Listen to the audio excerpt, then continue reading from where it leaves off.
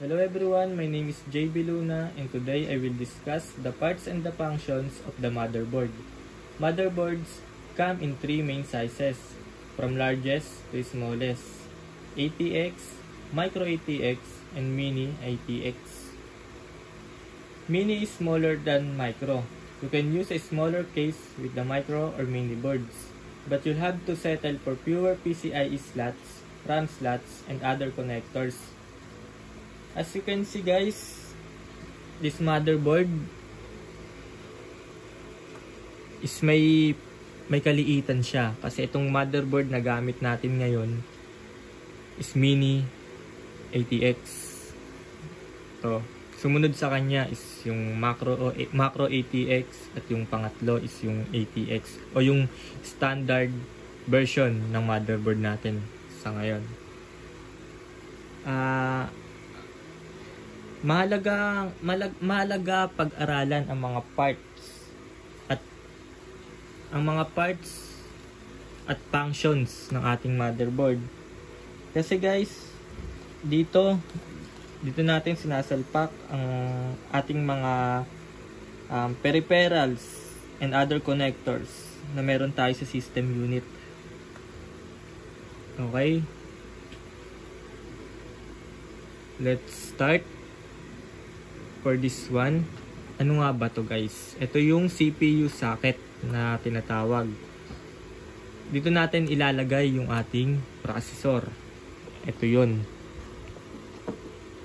Ito yung processor natin. Dito natin siya ilalagay. Kung mapapansin ninyo,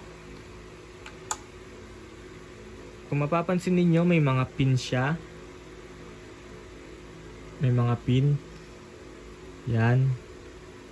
Ito ay tinatawag na LGA o LAN Grid Array.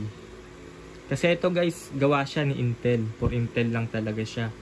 Meron pang motherboard na gawa ni AMD. Ang gawa ni AMD is wala ng mga pin. Ang meron sa kanya is yung mga holes o yung mga butas. Ang processor kasi ni AMD guys, hindi ganito, hindi kagaya sa Intel. Ang processor niya is may mga paa o mga pin sa processor. Ang tawag naman doon is PGA o Pin Grid Array.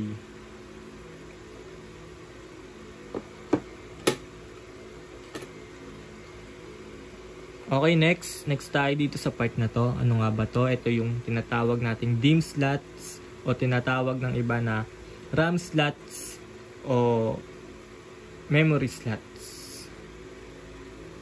Kung mapapansin ninyo guys, dalawa lang ang nakalagay dito sa motherboard ko. Kasi maliit lang ang motherboard na to. Sa iba, meron ng 4. Pwede na kayo magkabit ng 4 na RAM doon. Pwede nyo siya lagyan ng DDR3 RAM o DDR4 RAM. Kung ano yung compatible pala sa motherboard ninyo, ayun yung ilalagay ninyong RAM. So, dito naman guys is, ito yung tinatawag na PCIe slots o PCI Express slots. Dito natin ikakabit o i-connect yung ating video cards o graphics cards. Ito is napaka-halaga nito guys kasi ito yung salpakan ng graphics card ninyo. Meron pang isang tinatawag na PCI slots pero ang kinakabit doon is mga LAN card, Wi-Fi card o LAN card. Halimbawa na lang masiraan kayo ng Ethernet. Masira tong Ethernet ninyo. Ethernet port ninyo. Pwede nyo na lagyan ng Wi-Fi card dun sa PCI slot ninyo para magkaroon ng Wi-Fi itong motherboard. Then, ito naman is yung ATX power socket o Advanced Technology Extended. Ang i-connect natin dito guys is yung ATX power connector. Dito natin i-connect yun na nanggagaling sa power supply. Ang kasama nito lagi guys, ito si 12 volts power connector.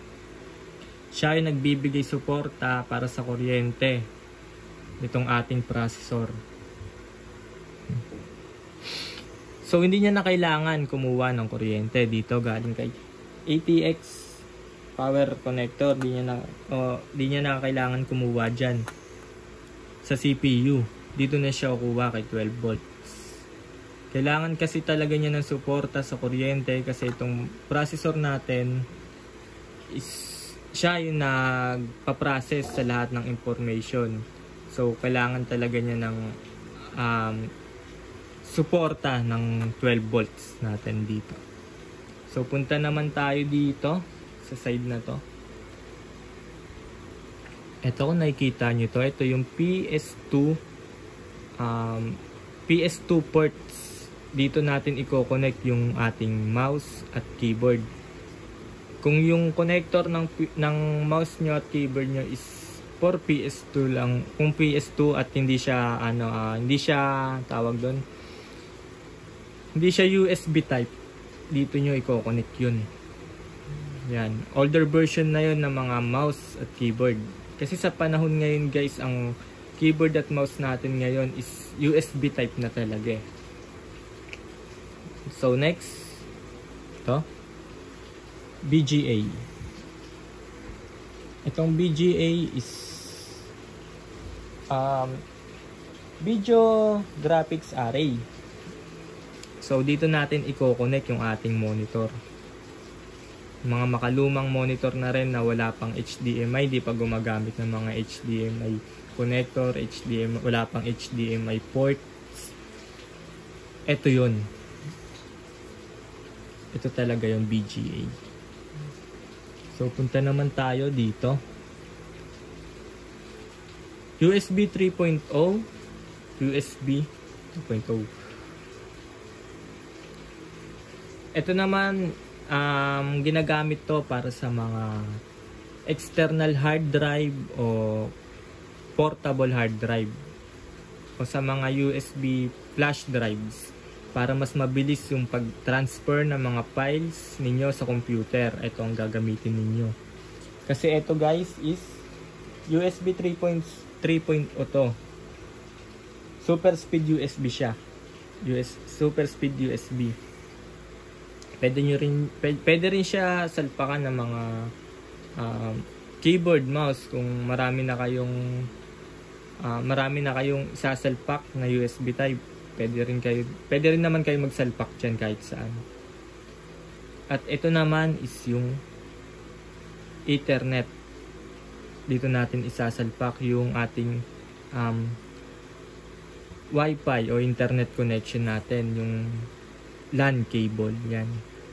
Dito natin sasalpak yun. Dito natin ilalagay. Ito naman is yung audio ports.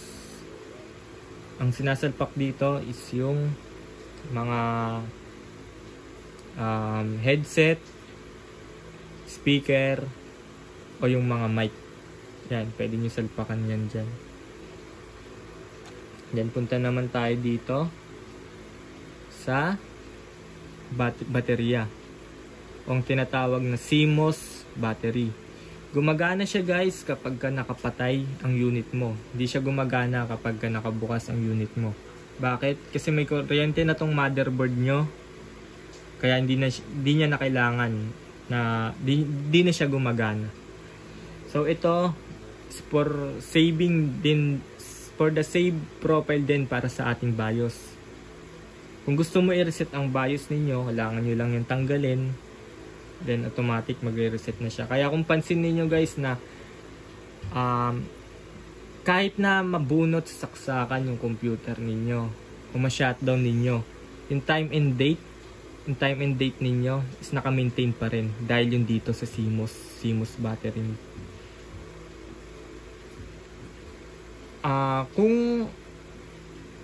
Kung di na na-maintain yung time and date ninyo, ibig sabihin low bat na.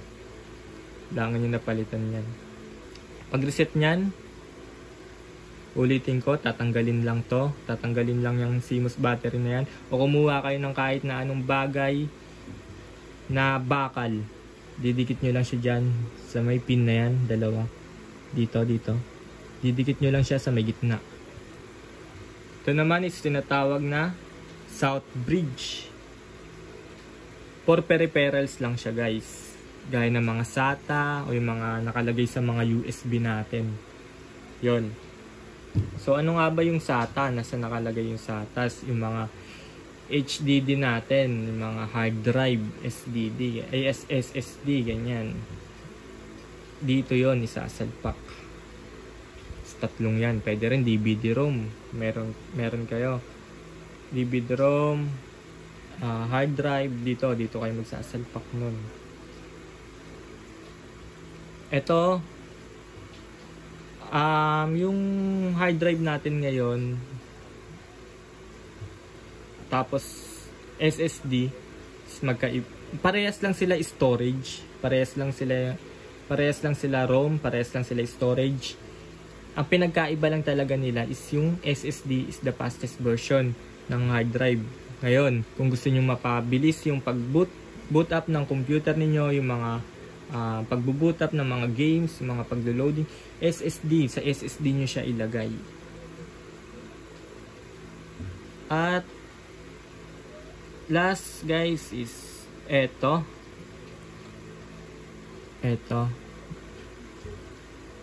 CPU pan socket. Para saan nga ba yan? Dito natin isasaksak yung ating heatsink o CPU pan na galing dito sa CPU natin o processor. May nakalagay pa dyan na pan o heatsink. Dito natin yon ilalagay. Okay guys. Yun lang muna sa ngayon. Maraming salamat.